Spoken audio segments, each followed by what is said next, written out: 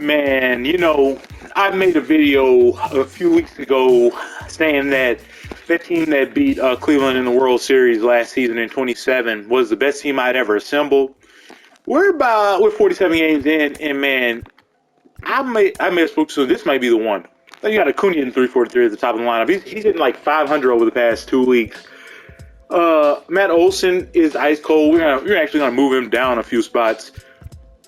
See, I think I'm gonna put Harrison in the 2 spots since he's hitting over 300 for the first time. Like he hit 327 in I can't even count that. That's 15 games. He's never hit 300, but he's hitting over 300 for the first time. But speaking of Michael Harris, this guy's numbers on the surface might not look like crazy or anything, but this dude is a war machine. Like he's got 23 wins above replacement at 27 years old. After this contract runs out in 30, we're definitely gonna be bringing him back. We might have to double what he makes, but it is what it is. We're not letting this Georgia boy ever get away from Atlanta. Vlad is having a Vlad year. He's not great or anything, but he'll heat up. Austin Riley is back after a tough 2027. He made 244, 27 homers. He didn't get to 100 RBIs. He didn't get to 80 RBIs. But it looks like he's kind of left that behind. Ozzie leading the major leagues in RBIs. William Contreras hitting 319. Welcome back. Sean Murphy in 278 with a very high OBP, a 392. He's walking a lot. He's in a contract year, and as soon as the contract extensions become available, I'm gonna sign him up. The worst hitter in our entire lineup has been Willie Adames the entire year, but I don't know why. He's playing like he's 35. Like 35 is the year where the age where players start to regress across the board like this, but he's only 32. You'd think he'd have a couple more years of his prime left, but it looks like he might be wrapping it up. Not every player is gonna.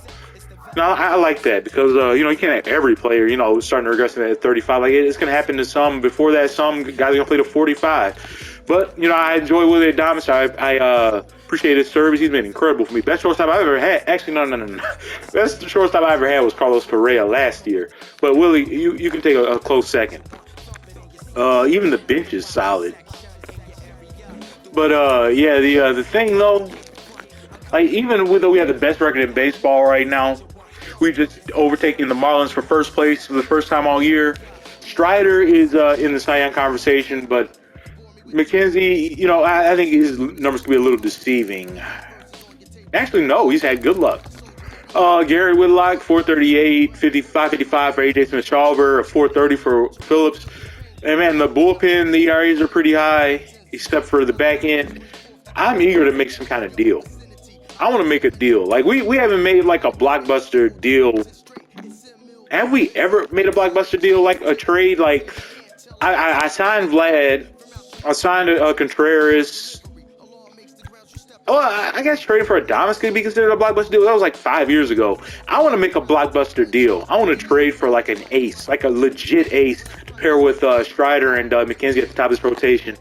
Because, Whitlock's good, but man, I want like a legit guy, like somebody on Strider's level, like a 90 plus.